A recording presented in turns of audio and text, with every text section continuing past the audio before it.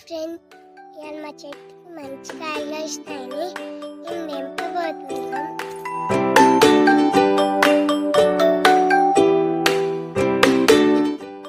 Hi friend, ఇది first time కాసిన కాయలు. ఇప్పుడు మేము తెంపబోతున్నాం.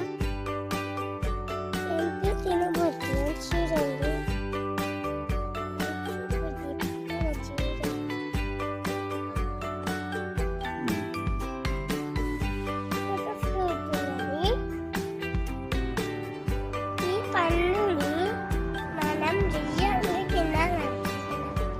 దేవుని కాడ పెట్టినాక తినాలి.